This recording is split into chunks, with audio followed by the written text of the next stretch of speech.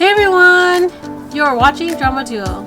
In this video, we will be discussing episode 16, the final episode of The King Eternal Monarch. In episode 16, Jo Young and Lee Gong goes back to the past of 1994, and Jo Young and Lee Gong enters into the gate, and they saw that Lee Gong's traitor cousin was guarding the gate, so then they kind of knock him out. They find Lee Lim with the young Lee Gong, and they shoot up at the ceiling and shoot everybody around them. Jo Young sees the young Lee Gong, and he goes and protects him with all his life and hugs him or cradle him or whatever. While Lee Gong was trying to shoot Lee Lim, he noticed that his flute was slowly disappearing. And at this time, you see Lee Lim grab a hold of the flute. Jo Young actually gets shot, and I'm just like, oh no! I know. Is he gonna die because he's protecting his Lee Gong, the young Lee Gong, with his life? And I'm like, oh my god, he's gonna die. And then Lee Gong looks at Jo Young. He's like, okay, I'm gonna go after Lee Lim. While Lee Gong and Jo Young are in the past trying to kill Lee Lim, Tae-ul and the present Lee Lim are actually in the gate, waiting for Jo Young and Lee Gong to complete their mission. Tae-ul, she has him in cuffs, and she's pointing her gun at him, ready to shoot anytime. They notice that Lee Lim's flute just disappear into freaking thin air. And so Lee Lim gets all excited. He's like, haha, your boyfriend failed at his mission. And so Tae-ul is like, okay, it's up to me. I gotta fucking kill this guy now. And so she tries to shoot Lee Lim, but then her freaking gun, of course, doesn't freaking work, because inside the gate, in that area, I guess nothing works. Laws of physics don't work. Laws of time doesn't freaking work. And so she's like, holy shit, my freaking gun don't work. And he's like, it's my turn to kick your ass and kill you now. And so as he was trying to freaking go towards her and attack her, cuts back to K-World and in her house, and suddenly the seeds that she got from SeaWorld that she was trying to grow suddenly just sprouted out of freaking nowhere. And then bam bam, she was able to freaking shoot Lee Lim magically. Back to Lee Gong, he catches up with Lee Lim into the bamboo forest, and they exchange words. And then all of a sudden Lee Gong grabs his sword and freaking slices his throat, and you see freaking blood pew everywhere, and it's wow, he just dies like that. That was pretty easy, man. I don't understand why he went to the past to kill Lee Lim, because at first I thought, okay, maybe he's going to the past and maybe he'll try to save his dad. Oh, right? Yeah. But then he doesn't. So they get there after his dad has been killed, So he goes there just to kill Lee Lim. You could have done that when you called him. I'm okay, well, you're going there. Okay, he says that he's going to go there and try to save everyone and try to put everything in place. Then why didn't you go before and save your fucking dad too? It makes me angry because that was pointless. I know. Going back, the second time? Second time, I think. Yeah, going back to the second time just to go back and kill Lee Lim. So he can catch up to Lee Lim because he was too slow the first time he went back. That's just stupid. It's so dumb. Back to the plot, there's a scene with Yo-Yo Boy, and it shows him going into a tunnel, and he's suddenly changing into a grown adult man, and then it goes back into the little boy. When they first showed his grown up form, I was I feel I've seen him before in the drama, somewhere. And then they show him with the red, I think red jacket or whatever too, a high schooler. I'm oh my god, that was him. We never knew his other form, I guess. He says the door will close and the memories will remain. So basically, he is trying to help Lee Gong and Tae-ul here with maybe with their fate, the destiny. One thing that they were so worried about is that if they go back in time and try to change things up again, that they will lose the memory of each other, because altered past is gonna alter their present. But I guess Yo-Yo Boy is the gate's just gonna close, but y'all gonna remember each other. So now the past Lee Lim has been been slayed. The present Leland is dead. So I guess our villain is dead, right? So the story gets a whole rewrite, I feel like. And everybody gets kind of like a redo. The plot jumps back to 1994, and it's in the K world, and we see Lee Gong's doppelganger's mother in the kitchen. Like in the beginning, like she was washing dishes and she was complaining how her husband is dead and how she wished he was dead, but now that he's dead, she feels kind of sad and whatever. Originally, on the original timeline, that's when Leland popped up from the dark room and scared everybody. Yeah. But then this time, Leland's not there because they killed him off. And you actually see her, I think, with Leland's doppelganger. And he's in a wheelchair. And she's like, I can't take care of you anymore. So you see her taking him to the care center where he can be treated and be cared for. And I think her husband was like very abusive to her and was like abusive to, I guess, the brother as well, Lee Lim's doppelganger as well. They don't tell how but he died somehow. how the father dies in the K world, but he's dead. So he's dead in the K world and in the C world. I guess she escapes from her abusive husband and she doesn't get to be involved with crazy Leland. It also takes us back to the scene where Shinjae and his mother is like at the bridge and she's trying to like push him over and commit suicide with him. In the original timeline, that is the point where Leland comes and makes her the evil deal, and kind of like saves her, but not really. But in this altered timeline, it was Prince Booyah! Yes. Who came to rescue. They brought him back. Yes, they brought him back, of course. And, he's alive because he's in the past. I know, but Sorry. I mean, he died and I was just happy to see him again. Yeah, yes. The plot then jumps a little bit forward in time, and it's 1999, and it's still in the Sea World, and we see this little girl who comes to the Prime Minister's mother's restaurant and tries to steal some money. The Prime Minister, the younger version of her, stops that little girl, and we learn that that girl is Luna! And so, the Prime Minister's mother takes pity on Luna, and I believe that Luna ends up staying and living with them. I mean, I actually like that she ended up with them, but it was unexpected for me. Yeah, I did not think anything of that because I was wondering how she'd end up but I didn't think that they would put them together. Yeah, I know. Taeul wakes up in a bamboo forest, and at this point I'm just like, how the fuck did she end up in a bamboo forest? Because she was stuck in that gate with Lee Lim. I feel like you had to have the food to open the gate to go out, right? Yeah, I don't know. Well, I think once Lee Lim was dead and the two halves of the flute disappeared, maybe those gates, because they're different from the original full gate or new gate that appeared. Those gates disappeared and she just magically appeared go there. back to her present life. So apparently Taeul remembers everything of her past too, and so that she eventually wakes up and people were panicking because they're like, oh my god, there's a lady on the ground and she has a gun and she had blood all over yeah her. she has blood on her, and then she's just like, oh my god, where year is this, where year is this, and where am I, people. And then she's like, oh, I have my badge, I'm police, so can you give me your phone? She just asks this lady for a phone, and she tries to call, I think she calls the police station, and she asks for Sinjae and Jammi, right?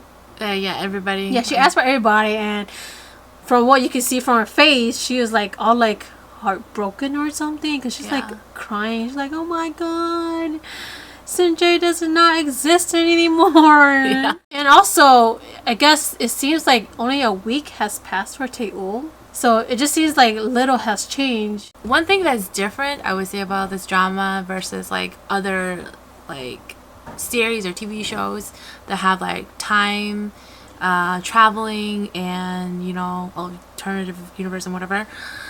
So usually when characters go into the past and alter it, it makes big changes, right? Yeah, it does. But according to this like drama, like little changed. So I feel like what they did impacted so little in humanity's life. I feel like they were just like, we don't want to go and like make dramatic changes because we're running out of time and we don't have time. Yeah, they don't have that last episode left, so money to make all those crazy changes. So we're just gonna say everybody's the same. So after the whole crazy like climax of Leland and everything, and after everything has been done, there's a scene in this episode where Taeul, she's walking in the street because, you know, after everything that happened, life is back to normal, and, you know, she's just like, I think she was going to work or just somewhere, but she's walking in the street, and then from afar-ish she sees someone she's been longing for, and there it is, handsome, and like what is he wearing, like a navy suit or something, and a navy suit, walks Lee Gong's freaking doppelganger by her, and she's like, she stops in her tracks, and she's like, yeah, she's like, oh my god, please look at me. And then I think she sees his name tag or something, and she's like, oh wait, his name is Lee Ji-hun, that's not my Lee Gong. and then he just like passes her very hot and cool. Yeah, I think he does kind of glance at her, but like he's like, whatever, you know, whatever, I'm too good for you. Yeah. So like, whoa, okay. Yeah, and then like after he passes her, like she just like Broke falls down. to her knees and like breaks down. The most dramatic way ever. Yeah, and I actually really love this scene because actually I felt like this scene was very like sad. Yeah, it is intense. Like I feel like from all the scenes that she was crying at, this scene, this is the perfect, was like, it felt real because it was like, yeah, this person looks like her lover, passes her, but he's not, and he doesn't even like look at her or like care about her, and like she's just like so broken up about it, you know. I thought in this scene, Lee Gon or Lee Min-ho, he looked really freaking good in the navy suit. Like he was hot. Yes, out of all throughout this episode, I think this is the best. That scene, like he was hot. Because like in the other scenes when he was like in like the Marines or whatever outfit from his country, I felt like it was just like, it's not hot. But in this one, like he was hot. Like he was literally hot. Lee Gon tries to find Taeul, so he goes to multiple universe to find her, right? So the first time when he went, he found Taeul, or the doppelganger Taeul, in a pilot suit, and you know, like he's waiting for her to notice him, which she does, but she's like, who the heck are you? Yeah. And then she kind of just brushes him off. But that still ain't her. Yeah, that ain't her, because all the doppelgangers have different names. We get to a scene where we see Taeul driving home, and she gets a call from Nari, and Nari tells her, hey, there's this guy here at the taekwondo place, and like he has like a freaking white horse and he's looking for you. And she's like, oh my god, can it be? Is it him? And so she puts her freaking siren on her car, I know, and like freaking races home. Way to freaking abuse your power. Yeah, that's illegal. But like, yeah, she gets home, and like there waiting for her is freaking Lee Gong, and he has his freaking flowers, and he's in his like freaking suit and outfit, whatever. And she's like, oh my god, is it you? I was kind of annoyed with Lee Gong because he was like, oh my god, you still remember me? Like, do you remember me or whatever? Like he was just, I thought his dialogue was really stupid in this part. Like, come on, and he's like, oh, but you look shocked, like as if you recognize me. I'm like, okay, why are you like narrating like how she's reacting to you? I know. Just shut up. Like just shut up. Just be quiet. Let the moment it just happen. sink. But like Taeul, like she gets super emotional, and like she runs to him. She's like, oh my god, I've been waiting for you forever. Yeah, and like, oh my god, like I cannot believe you're here. And then like, you know, she finally kisses him to shut his stupid mouth up because he was saying all these stupid stuff. Lee Gon asks Taeul like, do you still hate flowers? As he gives her the freaking blue flowers, and she's like, no, I like flowers and everything. And she's like, oh my god, so this is how the scene's supposed to be, and it's like a full freaking circle, because it's, as you remember, like the first time he gave her flowers, he was like all depressed and shit like that. And so I guess like in this altered timeline, he's there and they're happy and they finally get to be together. And like, you know, it just makes me wonder, like, in the first scene when the first time he gave her flowers, when he came to give her flowers, I mean, what the hell happened in that timeline, right? Yeah. Fast forward into the SeaWorld of 2022, we found out that Jo-young is not dead. Yay! Oh my god! I'm so happy. But we also find out that his parents actually got back together and he has twin siblings. Apparently, Jo-young remembers everything as well. Yeah. And, you know, it makes me wonder why or how does he still have memories? At first, I thought it was just going to be between Lee Gong and Tae-woo. But then I guess Jo-young is part of their circle. Yeah, because he went to the past with Lee Gong. I don't know. Also, you see that in the SeaWorld, Shinjae and Luna is actually working together. And I think they're like detectives or police officers. Yeah. And I feel like they have a thing going on because, you know, Lee Gong and Tae-woo together. And now, like, Shinjae can be with Luna because that's Tae-woo's doppelganger. In this altered timeline, the prime minister is actually, I guess, just an assembly woman. You can also see, you know, Luna and prime minister's relationship that they are actually somewhat close, you know. Yeah, they have like that sister vibe. Yeah. Now that Lee Gong has finally found Tae-woo, they are going on dates and spending time with each other by traveling like in time and traveling to different universe. And, you know, they're just going on adventures. And life is all great. And we find out that it seems like the gate is just, like, randomly, I think, sending them to all these different places. Like, I don't think they have, like, the power to choose whenever they want to go. Do they? I don't know. It doesn't seem like it. Yeah. So on one of their little traveling journeys, they go back into, I think, the past in the K world, and Lee Gong meets the younger Shinjae, so like the real Shinjae in K world. By meeting the younger Shinjae, he prevents Shinjae from not getting into the accident, and you know, he was saved. And so like it cuts back into like the future, and we see Shinjae, like the real Shinjae, we see him like all like hot and like just well dressed. He looks like he's like a hot shot multi-millionaire rich dude who's like got some big business somewhere in Korea.